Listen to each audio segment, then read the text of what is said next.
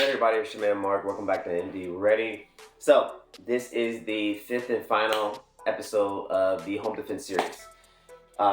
Episode 1, gotta check it out. You can see that we talked about standard handgun. Episode 2, we talked about my preferred home defense tool, which is going to be a AR-15 and 5.56 pistol, of course. Then we talked about in episode 3 how I have my shotgun setup.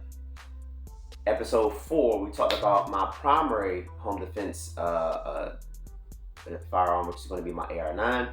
And in episode 5, we're going to talk about a firearm that I'm building, or not building, but I just pretty much finished piecing together. It's kind of a Frankenstein gun, and it's replacing the location of another firearm that's now moved someplace else. Okay? So, but it's not done, so don't judge me. Some of you probably will. This is the AR-15.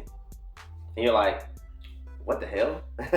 No. So it is an AR-15, but it's chambered in 7.62 by 3.9. Of course, it's new, so it's a little different, a little sticky. So let's make sure it's clear. This side charging, and you guys probably like, this guy loves side charging guns. No, just if I get them on good deals, I'll make use of them.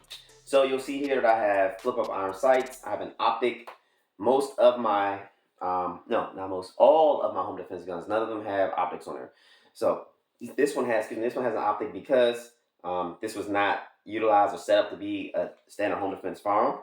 So, but I always like to have irons on. I always, for the most part, like to have irons if I can. The gun shoots really good, and it's zeroed in at 25 yards. So for my 7.62 by 3.9s, typically I'll zero them for 25 yards. Now, my Ruger American, which is a 16-inch bolt action heavy barrel rifle, that is zeroed for, I want to say 100 yards. And the Mutant, because of the primary arms optic, that one has it's an LPVO that's designed for 300 blackout and 7.62 by 3.9. That one is zeroed for 50. But for the most part, besides those two firearms, when it comes to just regular 7.62 by 3.9s that have either irons or red dots, 25 yard zero. That works for me. So this particular firearm, of course, has a sling on it. Okay, it's fancy bust stop that I don't remember where I got from. It is side charging. I do have some iron sights on here, backup irons that I will probably leave flipped up because I'd rather be ready than have to mess around with a red dot. I have a hand stop here. Spare stuff, right? And you may say, why don't you just put a vertical grip on there? It's a 16-inch barrel rifle. Well, it is, but I don't want to have to. It takes up space, right? And when I'm thinking about home defense, I want to be able to stick this in a little confined space, and if I have it in a bag, it's simple for me. I'm more of a minimalist kind of guy, right? So I have a hand stop here, right? So I can be able to reach the irons and also reach a light, which is not present. So that's what I'm missing on this firearm. This firearm is missing a light. And don't worry, got one on order. I prefer the Combinite lights because they're not super expensive and they work very well. And I'm able to leave the light on and shoot the firearm, and with the recoil, it won't shut the light off. That's what I really look for in any type of light. Now, should you be shooting or just having the light on when you're shooting? Probably no. Go to a light class. You'll see that for the most part, people use lights to see where they're going, and also target to identify the target, because you just don't want to be shooting in the dark. Don't do that. That's just dangerous. So, besides that, I have a 5 1/4 linear comp, and it works. It does a very good job to keep pushing the blast away from the shooter. And it also does a really good job at, it does that. It does nothing else. It's not a suppressor, right? Duh. So it does a good job of pushing the blast away from the shooter. So with that being said, guys, that is my setup for this particular rifle, but it's not done. Because I know you, like I said, I know you guys are probably talking crap in the comments. But I'm getting a light for it. Once I have the light on there, it will be good to go. With that being said, we are now finished with this series. So, not done yet. Ammo.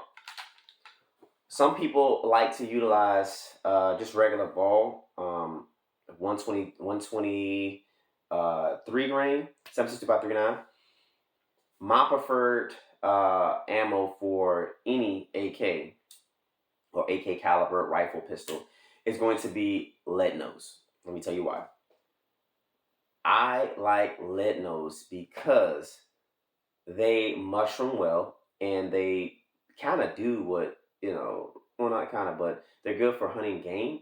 But you also don't have to worry about them over penetrating in events that you use them for home defense. 7.62 by 3.9 does not fly as fast or move as fast as 5.56. So the fragmentation is gonna, it takes a little more velocity for the fragment. But I've seen a few tests where they've used hollow point 7.62 by 3.9, and they've used ball 7.62 by 3.9, the steel case, and it doesn't really fragment or mushroom the same way, or fragment like a 5.56 or mushroom all the way. It just scrunch up, but if you use the lead nose does a great job at mushrooming, at not over penetrating. So I'd rather use that because I have neighbors, like I stated before in one of the episodes, and I want to make sure that I'm protecting my family, but I also want to make sure that I'm respectful and protecting the neighbors too, in the event that I do have a home defense situation. So pray for you guys understand that. I'm not telling you that you can't use or that you shouldn't use, you know, standard ball ammo, but you probably should consider something else. Now, with that being said, we're done. Like, share, and subscribe. Let me know if you think this series was helpful, or let me know if you think this series was a piece of crap and a waste of your time.